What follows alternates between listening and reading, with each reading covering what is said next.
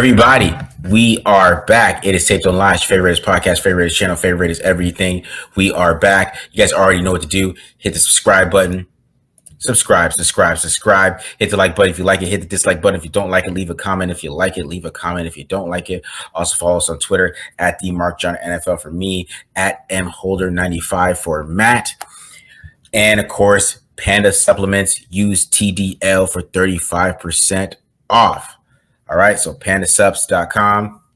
I'm gonna be up there at the Raiders game in September 24th with Panda Subs. So you guys see us up there. Ooh. Let us know.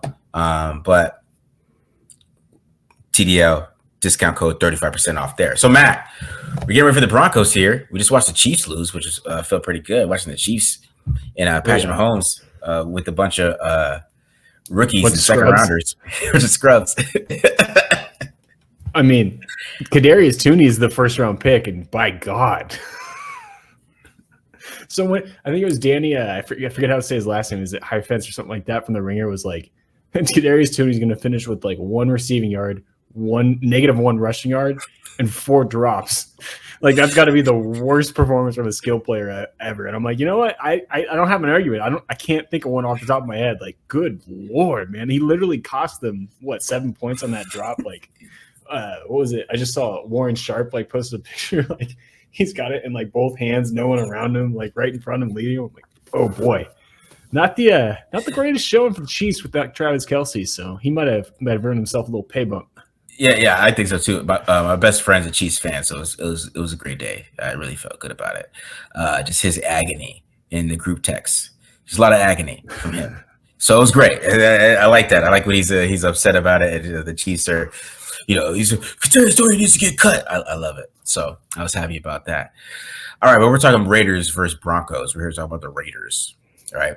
AFC West matchup we have this week against Denver Broncos, a totally different team. We really have no idea what we're previewing, but we're gonna throw some stuff at the wall, right? Just kind of like the Raiders are, because the Raiders have no idea what they're looking at too.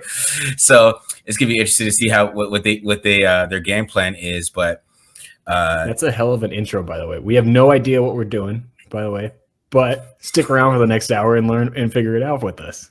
Right, we're gonna take a guess. I mean, the Raiders are too, man. It's week 1. That's why that's why the Lions. I saw people talk about the Lions are taking the next step. I'm like, man, this is week 1, bro. I remember the Packers lost 35-3 to the Saints a couple years ago, and they went 13-3. Right, like it's week 1. Like nobody, you can't overreact to week 1. You could be happy your team won. You just can't overreact.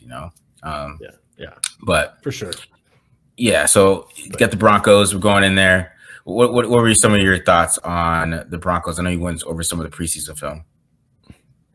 Yeah, I mean, kind of like you said, like it's such a hard game to game plan for, because not only is it like a new scheme and everything, like, but Sean Payton also wasn't coaching last year, right? So it's not even like, you're going to go over the Vance Joesph stuff. At least Vance Joesph was in the league last year, whereas I mean, Sean Payton's just been sitting in the lab cooking up plays. He's probably going to come out with like a trick play to start the game or something like that and catch the Raiders with their pants down. But yeah, it's a tough challenge. Like I wrote about it too, and Josh McDaniel talked about it. Like, Sean Payton's a heck of a coach. Won the Super Bowl before, been in the playoffs countless times. Like, and it doesn't help that they have the advantage a little bit, and they have the secrecy, and the Raiders don't, because the Raiders play their cards a little bit or have some film out there, whereas Broncos don't. But also a little bit of a new look for the Raiders too, almost a completely new defense, and new quarterback and all. Jacoby Myers going in, so be fun, man. Just glad to have football back, real football back, I should say. Yeah, real football. And of course, I mean, there's the elephant in the room we haven't talked about. We're 4 minutes in, and we haven't talked about the Chandler Jones. Ongoing incident. It's ongoing. Hold on. Before we get too into it, let me check Instagram and make sure. Because I've been on my phone. I've had updates for Chandler Jones on Instagram for ever since, what was it, Tuesday or whatever that started. So let me double check. All right, we're good. Chandler Jones still hasn't posted anything. We're still at Bible verses right now. So we're still at Bible verses. He's still quoting Bible verses. I think that the whole incident is crazy. I mean, some of the things he's been saying, but to me, I think there's probably like a little. So there's probably something with the contract, and then he's allowing himself to be trolled, because obviously they know he's kind of he's easy to like get him to react and do something stupid, like post a bunch of stories and then post a bunch of things. And now they're like, it's so easy to cut you down. Like, because everybody's looking, hey, maybe we should cut you. So yeah, I put himself in that position too. I mean, I feel like if he just stayed quiet, even with all that stuff going on, maybe he had a chance to kind of come back there. But like, I don't know what their plan is. But, Tyree Wilson, I mean, he looked good. I mean, that's going to be a lot of Tyree this week. So that's really what that means. But the defense is going to be younger. And that's the first guy they signed too, man. It's a weird look for me.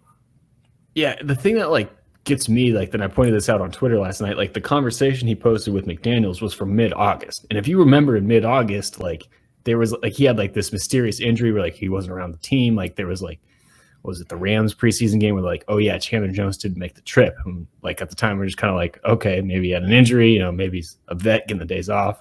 And then he posts that thing where very clearly something happened before with him and there goes my headphone with him and McDaniels. Where I don't know, it seems like he might have said something that was maybe a little bit out of pocket that he felt like he could say or express some sort of concern. And I imagine probably in front of the other team if they literally removed him from the team after it. So yeah, it feels like this is kind of maybe a little bit ongoing. And I mean, I don't want to speculate. I'm not qualified to make this call or anything like that, but it definitely kind of seems like, because a lot of what he says isn't making a ton of sense.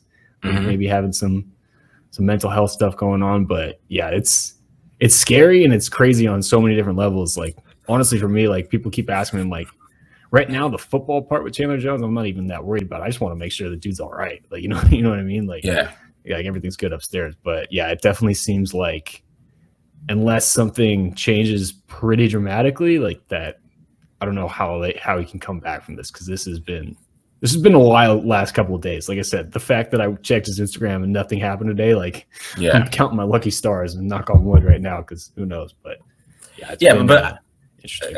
I will say, I'm just last kind of words on that. I would say somebody like him, he has to know like his reputation too, because it's easy to kind of just say that he looks crazy, right? It's easy just because his reputation.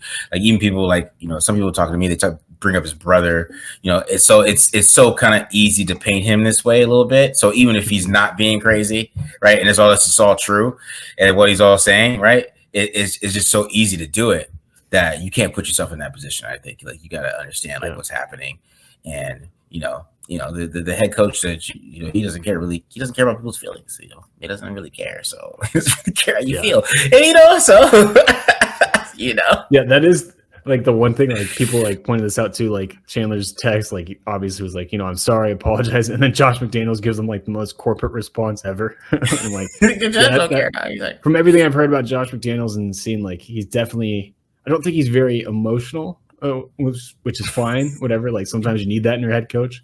So it was very cut and dry. And again, not that this is his fault, but maybe he's not the best guy to be dealing with something like this, because again, I don't know how keen he is on the whole human element. I know he's gotten better since his Denver days. I'm not trying to say that, but I think at the end of the day, that's just not who he is. He's not the warm, fuzzy guy that, something's going on. He's the guy you turn to. He's a little bit more buttoned up, a little more serious and that going on. Yeah, he can't handle like big personalities. I don't think, because even because that Denver team, if you keep it real, there was a lot of big personalities over there. Brandon Marshall. Yeah, you know what I mean. And I don't think he can handle guys like that. He can't handle like the outspoken personality type of guys. They're just like, hey, that's if you they're he tells them something, they're gonna be like, hey, that's kind of dumb. Like he doesn't like that. You're supposed to just do it no matter what. And and if you don't follow that rule, then you're not going to be on his good side. I mean, it's really how it is at this point. Yeah, for sure. Yeah. All right. So besides that, I mean, that's kind of the only drama. There's really nothing else going on. Josh Jacobs is back. He got paid. We already talked about that though, but he's back and he's got his number, and we're all excited about that because they're going to need him this week. I really didn't go over the run game because since I don't know, who exactly their rotation is going to be over there. I don't really want to go into, yes, they're going to be able to run the ball because I don't know. I don't know if they're going to be, TJ Jones is over there, Randy Gregory, Frank Clark, all those guys usually play run pretty well. I know DJ Jones was over there last year, but Davante Jones, he doesn't play the run at all. So it kind of made them, They Plus couldn't they got stop the Zach run. Allen too. Yeah. Oh yeah, they got Zach Allen too. They still got some pretty good linebackers over there. So I mean, on defense, they're pretty damn good. That's what I was talking about with Vance Joesph. I'm gonna show. I mean, I know you're showing Davante Adams versus Patrick Surtain, but I'm also going to show kind of a little bit of how Vance Joesph is going to use Patrick Surtain and kind of try to eliminate Davante Adams, because that was his whole game plan last time, and I don't expect that to change. I expect he's going to try to eliminate Davante Adams, and you're going to beat us with Jacoby Myers and Hunter Renfrow and all those other guys. So, all right. So, So Matt's doing Russell Wilson and Davante Adams versus Patrick Surtain, and I'm just doing Vance Joseph's defense and how he played the Raiders last year. So let's get into mine. Let's get into mine first. We'll do a little Vance Joseph here. Make sure I get this started here. All right, can you see it? Yep. All right, cool. All right, so we're gonna start off with doubling Adams. So we're gonna be doubling Davante Adams, because this is what they're going to be doing all game. It's going to be a part of it. So first one here we got, it's called cover 4 Meg. So what is cover 4 Meg? Is basically quarters, right? And what they call this, man everywhere he goes. So right here, let's see, I got a label here, man everywhere he goes. Okay, so he's locked up. This is gonna be Patrick Surtain. I'm telling you, they're probably gonna play his defense, but as you can see, there's a reason why they should be able to run the ball. And I don't even think, even with Jimmy Garoppolo out there, I still believe they're gonna do this just because he's here. All right, so you kind of see with this coverage here. So see the quarters. He's playing quarters. See the too high over there, but they're all over him, right? And he's playing underneath. And that's what they're going to be doing. We get a little cheap little screen here that gets blown up a little bit, but that's how they're going to be playing Davante Adams. All right, so next one here, kind of the same thing. We're getting Meg at the top, man, everywhere he goes, right? So, and you see, watch the safety up here. You see Budda Baker. Watch how much Budda Baker shades over to Davante Adams, right? And you watch the like the linebacker shading over there. Everybody's shading over to the man, to the Meg side, right, to help out Byron Murphy. Same thing's gonna happen with Surtain. I think it's gonna be the same kind of looks, right? I feel like an important note too is Byron Murphy was the Arizona's top corner, so obviously Vance Joesph has no problem putting is still doubling Davante with his top corner. Exactly. All right, so here we're just getting a basic cover 4. We got Davante Adams inside right here, right? So, in this game, you definitely have to move him around. I'm going to get into that a little bit and get into the middle of the field, but you see they're playing so much too high. You see where Budda Baker is, right? And then, they're kind of playing a little bit of a, bracket on Darren Waller, and then you see they're kind of bracketing Davante Adams wherever they go to. So, they're watching him. He's not going anywhere. And, the quarterback, he's got to go to different places, right? So this one, Carr has to go to Hollins because they are all over Davante. Look at it. He's not getting the football. And I'm pretty sure Vance Joesph, he's going to take that same approach. Because, one, it worked over time. It didn't work at first, but over time it did, and he's going to stick with that. I know he is. All right, so here we go. A little cover 4, kind of cover 7 look. Right, because you can see the brackets here. You can see this huge bracket here on this one between Simmons and Baker. Look at that. Look at that bracket. Right? So they're all over him. It doesn't matter, right? And then, Carr has to go, he's got to go somewhere else, and Garoppolo's got to do the same thing at some point in time. You just can't force it to these crazy brackets they're doing. And then they're even bracketing Waller. You see how they've got a little bracket on Waller. Double bracket. Basically. Right there. And then, you have to go somewhere else, go to Renfrow. So Renfrow had like 10 catches this game. Yeah. I don't know if we want to bring up this game with Hunter Renfrow, though. Yeah, that's true. I do have a screen in here. So, so how do you get Adams open? I think you gotta move him inside here, right? Because that kind of takes away their game plan a little bit. So you see Byron Murphy, he's inside now. Right, so Surtain's probably still going to follow him no matter what, but they're going to keep like a Justin Simmons or like a Kareem Jackson over top of him, right? And that could be one thing that's different. Is like one thing I noticed is there were a few reps where Surtain would follow him in the slot, but not every time last year with Denver. But I mean, like you're saying with Vance Joesph, I wouldn't be surprised if they have him shadow him, regardless of where he's at. Yeah, and you see here they're able to kind of create the choice route here, right, and kind of get Adams clear, right, where he's getting separation. There's nobody around him. You get him an easy catch. Natural pick. Yeah, it's a good play call. Yeah, and that's what they got to do to get him open. This a little bit. So, and also, I would say Jimmy Garoppolo has to kind of stick with him and not be scared of these brackets. So you're going to see Budda Baker and Byron Murphy again. Because I'm saying they have Byron Murphy follow him inside. They're playing zone coverage. It's not playing man. It's not man to man, right? So they got Budda Baker and they got Murphy, and they're kind of double teaming him right here, right? Mm-hmm. So if your car, right, you're thinking, right, there's a Baker's could be watching him, and you could be right. Like if he moved his eyes over here, maybe Baker drives on this ball. But I think you got to stick with Davante Adams sometimes with these kind of routes, right? Because I mean, Budda Baker's over there, and you could be saying, okay, where Carr's looking over here, so Baker, if he's looking here, he drives. But I still think you could maybe fit that ball in there. And it's Davante Adams, and maybe he could break a tackle or something. He can get in there and make a play for you instead of trying to kind of force it in there to Darren Waller. You still should have got that ball, but whatever. I'll take it back. But you see what I mean, though? Like, you can see there's a bracket there. Yeah. And it's kind of a high-low bracket, and he pushes that inside defender way inside. So he can get separation, right? Because he's Davante Adams. So you just got to kind of just look his way sometimes, and stick with it. But I'll show here on this one, so you kind of see they got the brackets on, right? And they're staring at Davante Adams, and Foster Moreau's wide open, right in the middle of the field. Mm. Easy completion. For some reason, they stopped doing this in the second half. No idea why. I have no idea. You got to talk to Josh McDaniels about that. I don't know. I'll make sure to hit him up. You should, because here we go. First half again.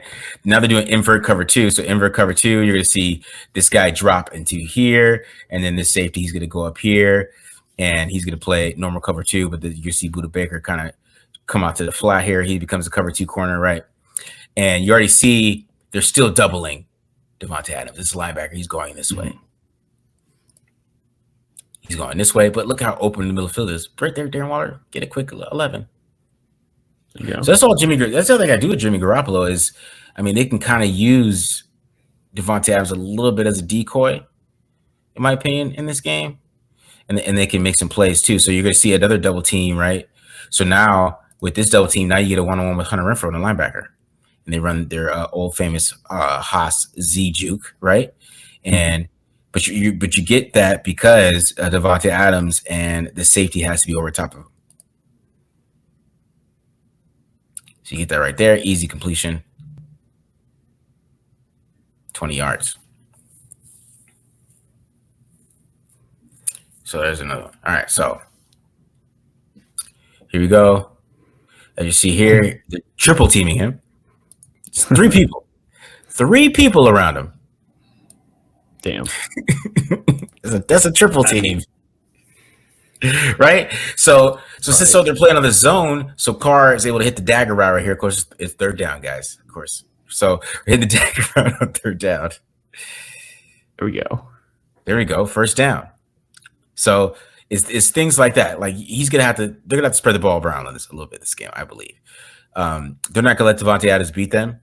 So Jimmy Garoppolo will be fine doing that. So we're talking about the blitz, which is really what Vance Joesph really does, is these blitzes. Okay, so this one we're getting 1, 2, 3, 4, 5, 6.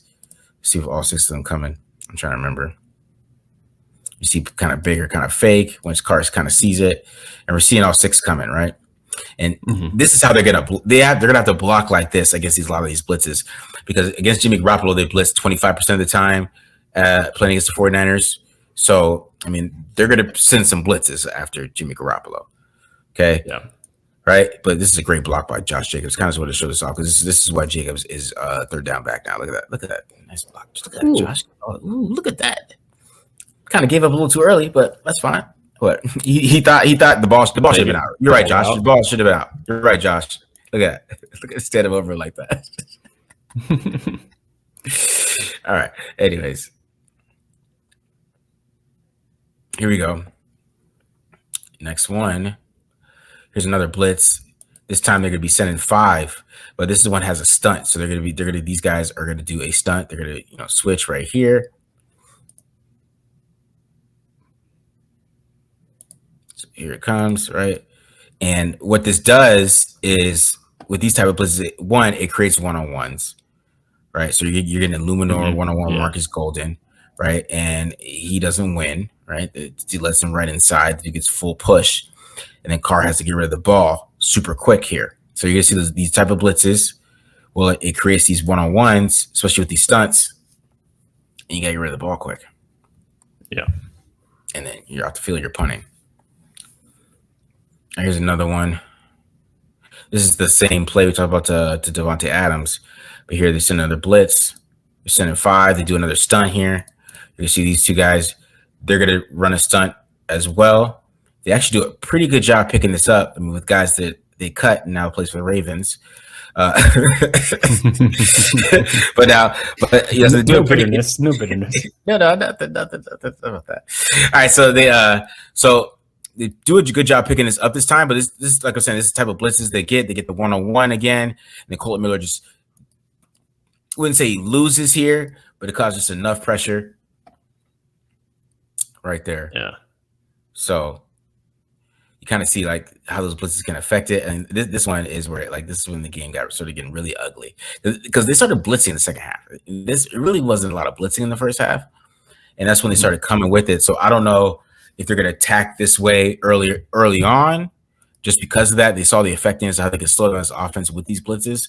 I think they're going to test the offensive line. So this one ends up trying to be like a flip play action, right? And then a guy who's playing for the Broncos this year was Zach Allen right there. So we get the pressure, but you kind of see that they're kind of like bringing everybody here, and Carter's took jam. He was trying to throw the ball to Davante. See, Jimmy can't get into throw to Davante mode in this game because he's not gonna have the pressure that Carr kind of did to beat Aaron Rodgers either. So he's gonna have to try to force it to Davante when he could just throw it to Mac Hollins over here.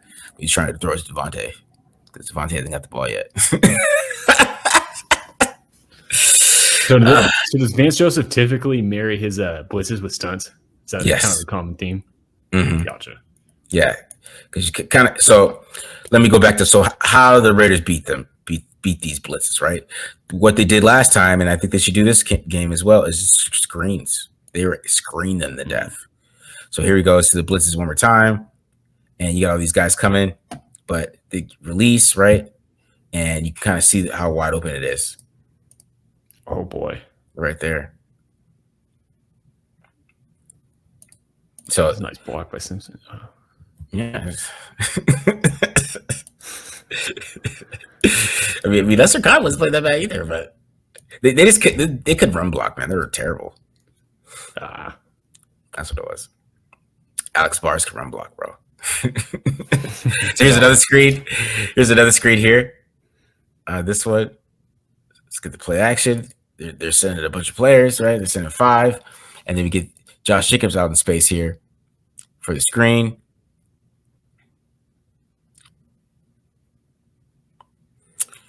Here's another one. Then you can mix it up to the wide receiver screen, right? So here's come once again. Here they come. They're playing the run. They're blitzing, doing a little run blitz. Wide receiver screen. Hunter Renfrow. He gets 10. RPO too, right? Yeah. So, yeah, I mean, you're able to – I think against Vance Joesph, you could mix it up a little bit and have some pretty good looks against him where you could be able to throw against the middle of the field. You expect like Hunter Renfrow, Jacoby Myers have a pretty good game. If they can find a way to move Davante Adams around and get him the football in the passing game, I think it will work. Of course, they're going to play the run. I mean, they're going to try to run the football first and try to do that and do some play action. But I don't think Vance Joesph is going to go too much different than that game plan, just because one, it worked. Last time he did it, he really had no idea what their plan is on offense, and I think it was a pretty good game plan. You have a better secondary to kind of make those things work because you got Justin Simmons over there and Kareem Jackson. So he can, Justin Simmons can do a little bit of what, not as much as what Budda Baker can do, but, there's a lot of things he can do, be flexible with. And of course, you got Pastor Surtain, which you're going to go over that matchup between him and Davante Adams. So, for sure. Yeah. So I think there's some things they can attack and they can win this game, in my opinion. Yeah, for sure. It feels like quick game, and like you said, the screens are going to be huge. So, which kind of with Jimmy Garoppolo almost like plays his hand a little bit better. That's where he makes his money most of the time. So, be interesting to see.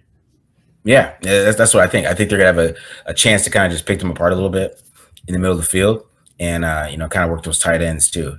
So we'll see. I think we'll see some catches from Austin Hooper, a little Michael Mayer, and of course Jacoby Myers.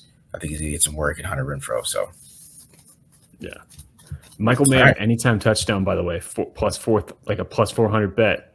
Would take it. Broncos gave up 7 to tight ends last year. Mayer loves the red zone. That's where Jimmy G liked to hit George Kittle last year. So I don't know. I might take that bet over on DraftKings. Yeah, right. Yeah. That's a good bet right there. All right, Matt, you're gonna do Davante Adams versus Pastor Surtain and a little Russell Wilson. So let's go ahead and get into that. All right. So yeah, like we're talking about, I'm gonna go over a little bit of what Sean Payton has dialed up and what they kind of have game plan for Russell Wilson. Obviously, the preseason still keeping it pretty generic, so it's going to be a little high level, but I think we'll get a good idea. One of the first things I kind of want to start off with is Russell Wilson last year was the most sacked quarterback in the NFL right here. And here you're going to see him get pressure, drops the ball for fumble. I believe that's second down. So kind of wanted to go over kind of what happened a little bit last year, or again, this is still this year, but this is the Broncos starting offensive line minus Mike McGlinchey at right tackle. We got Garrett Bowles out here at left tackle. But I actually kind of like this play design by Sean Payton. They ran a couple man beaters, got a natural pick route here with that. I think that's actually new Raider Marquez Callaway in the slot running the whip route. Jerry Jeudy up here running the out and up. So they got a good man beater, and both these guys are going to get open. But as we can see, Garrett Bowles gets beat. Now, I'd argue that Russell Wilson should hit Callaway right here. But again, when you're the most sacked quarterback in the league last year, and all of a sudden, your first game back, you get pressure in your face, might get a little gun shy. So I think that's going to be one of the biggest things for the Raiders if they can, beat up on their tackles, obviously get some pressure on Russell and maybe get him feeling a little bit of that heat from last year. Then, be the best course of action. Always pressure is a good thing. But one thing Sean Payton's going to do to kind of mitigate that is he's going to run a ton of play action. Last year, I think Russell Wilson had one of the fewest play actions rate, and that rate was up about 10%, up to about 30% in the preseason with Sean Payton calling the plays. And that's going to put a lot of stress on these Raiders linebackers. This is actually max protection, too. We got a 2-man route, basically, with that back running, checking out late. But the one thing I wanted to point out is these Arizona linebackers and why it's so important. So we got one guy coming up here way too hard on the play action who should be back to help on this curl route. And then we got our middle linebacker here turning the wrong way, covering grass. And Russell Wilson, this ball is late to me. I don't know what you think, Marcus. It's late. He comes back all 5 yards. But again, we're nowhere near where we should be, right? We're still hanging out here at the line of scrimmage by this linebacker. And Russell Wilson does have a hose, so he can make that throw if they give it to him. Easy pitch and catch for first down. Got to get back to your spots. See a similar thing here. Play action again. Right now we're getting sucked down by this linebacker sucking down. Not getting his head on a swivel to see this crossing route into what basically turns into a flood concept. All right, we got the deep route in the middle and then the check down. Take the cheese, and again, easy pitch and catch, big first down. It's first down too. So yeah, one of the biggest things that I wanted to point out, Raiders linebackers got to have a good week, got to have those run pass transitions on point and get to their depth. Otherwise, Russell Wilson's going to throw it right by their heads and going to be a long night. The other thing that Sean Payton's done a lot is to help with their offensive line issues. Again, Mike McGlinchey at right tackle will help with that too. Is they're going to get in the shotgun and run a ton of quick game. Like this route here, we see both safeties creeping a little bit, that safety creeping, the nickel coming off the edge for cover 0 look.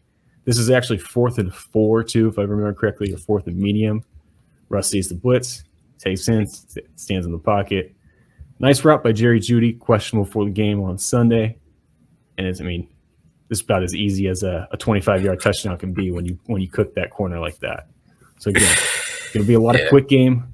Good Lord. I would not advise against boasting Russell Wilson because that was one thing is he did take a lot of sacks last year, but we'll see on this play too. He kind of started eating up people in the preseason.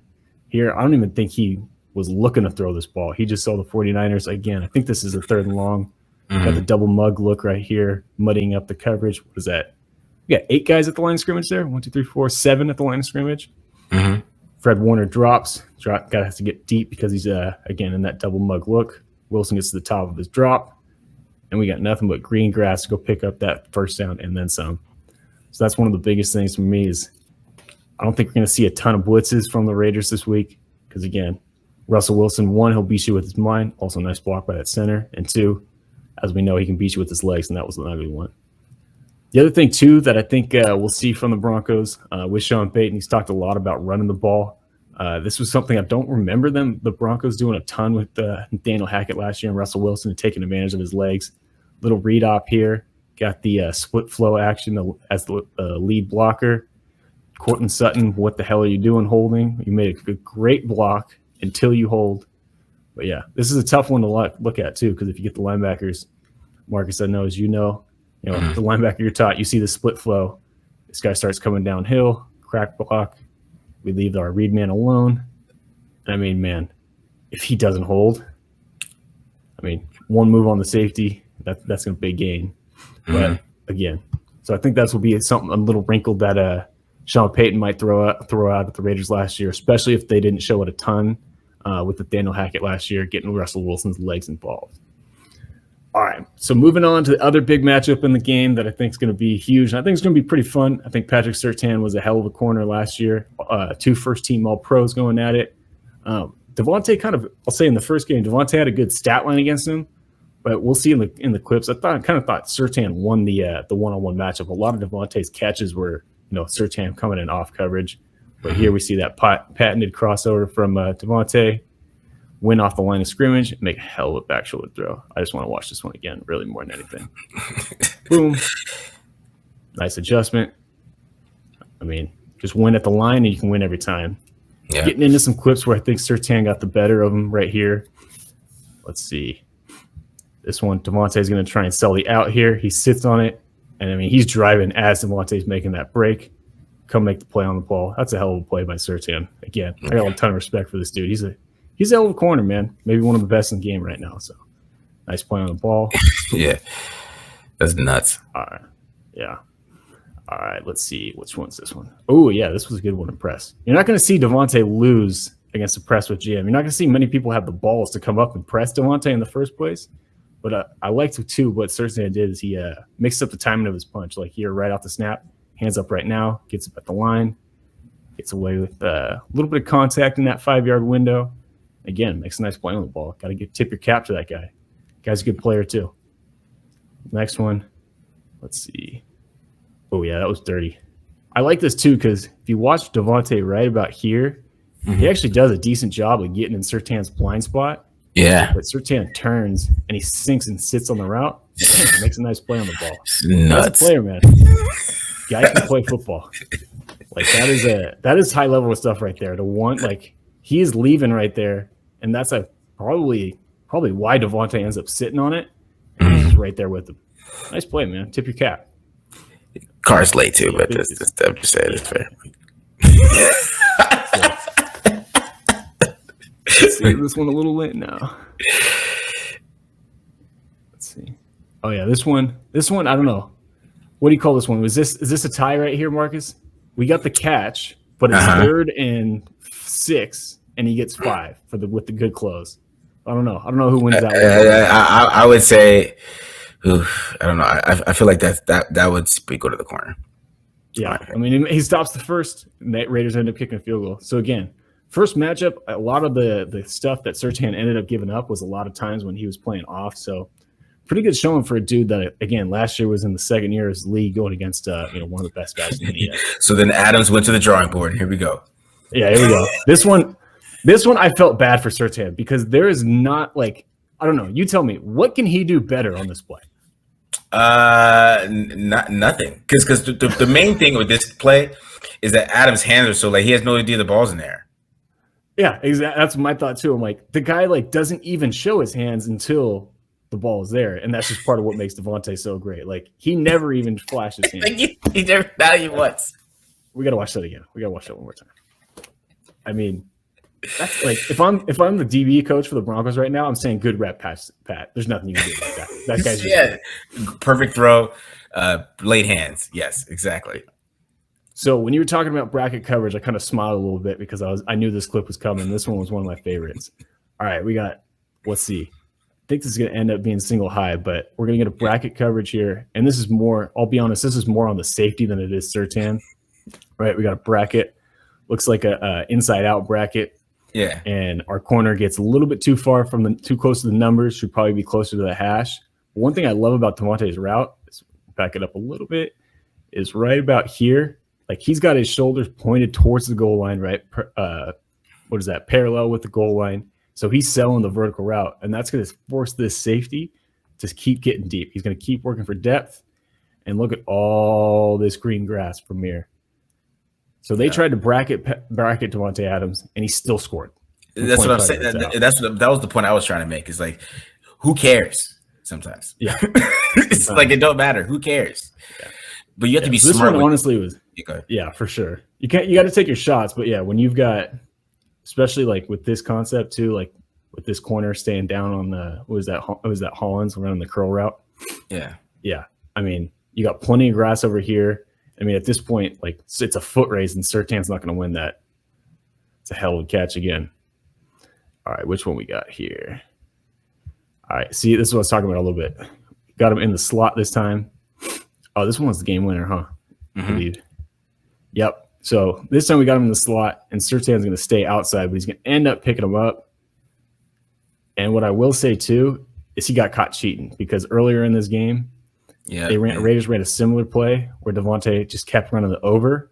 If you notice, Surtain goes, oh, yeah, right here. He's like, oh, yeah, I've seen this before. This is the over.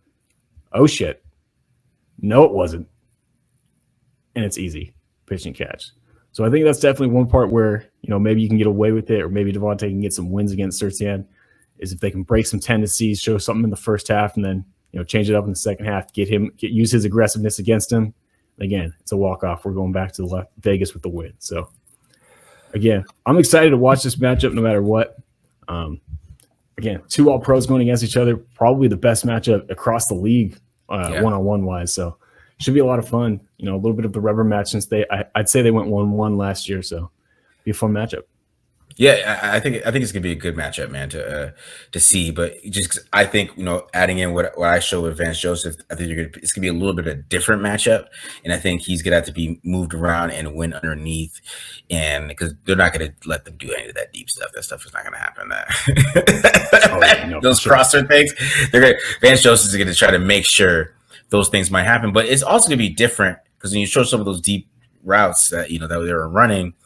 Is Jimmy Garoppolo gonna even throw those balls, right?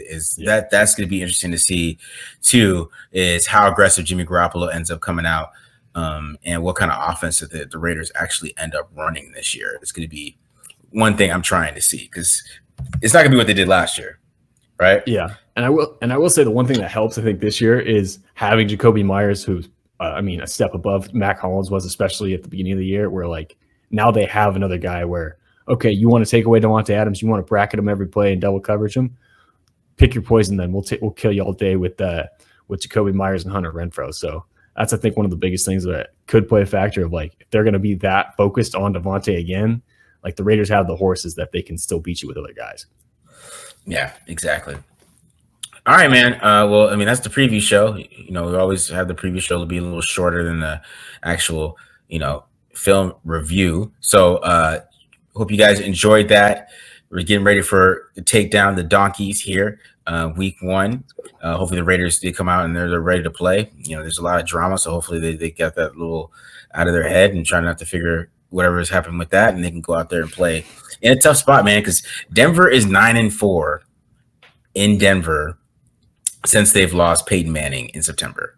So it's a hard place to play. It's not easy to win over there. The Broncos had 5 wins. They had 2 of them in September in Denver last year. So it's not easy to win there. And because it's hot and then you can't breathe. It's not hot, but it's probably humid right now, and you can't breathe. It's a bad mixture in September. It just really is. Hey, so Raiders won 6 in a row against the Broncos. So hey, numbers work both ways a little bit. We'll see. Someone's got to go, right? When was the last time they played in Denver in September, though, man? That hasn't happened. It's been a while. Yeah, I think the last time they did that was go ahead. They played in October, like early October, close to September. It's not September, bro. I'm telling you. Even because Trevor Siemian used to fool everybody, man. He'd go like 3-0 because they have like 2 home games in September. And they're like, "Oh, Trevor Siemian is the man." Like, no, it's just Denver in September. It's hard. I feel like that speaks to the state of the Broncos in the last few years. The fact that their best month is the shortest month of the football season, besides like January, unless you make the playoffs. Like, so yeah, they're really good in the 3 games out of the year. Like, even though you need like a couple good months, but hey, no, I need to remind people the Broncos do have the longest active playoff drought in the NFL. So gotta bring that up. Yeah, it's bad for the donkeys right now, but you get a point. Like, you don't want to play in Arrowhead in December, but you don't want to play in Denver in September. So the moral of the story is you don't want to go on the road in the division. Like, if the Raiders could just play every game in Allegiant, like we can go with that at the end of the day. Right? For sure, man. Yeah, for sure. All right. That's it, guys. Hit the subscribe button. Subscribe. Check out my Jimmy Garoppolo breakdown at part 1 and part 2 is up there in the red zone. You can get ready for that. See, we might see some crossers. We might see Michael Mayer getting hit in the back of the end zone on a crosser. So go look out for that. And join the membership, man. Become a member. Join us. And then tomorrow we're gonna have a little special show. I'll do like a little TDL gambling. So we're gonna do this little live. So check that out and come get live and probably get drunk or something. I don't know what we're gonna do. So, but if you guys want to come join, whatever. Anybody come, ready to go over all that stuff. That's why I was happy when Matt came with the gambling stuff. Like, Matt, that's a great transition, man. You should have known. You just knew. You were in my head. You were ahead, man. When you came with the Michael Mayer, like I was like, you know what? That's gonna be good. So it's football season, man. Gambling's always on my mind. I'm always at the line down. Yeah. So yeah. Well, this is a good drop in the morning. So yeah, that night. Check that out, guys. We're gonna do that, and whoever wants to join, do that. Man, we're gonna do it. So, all right, I'm out of here. Peace.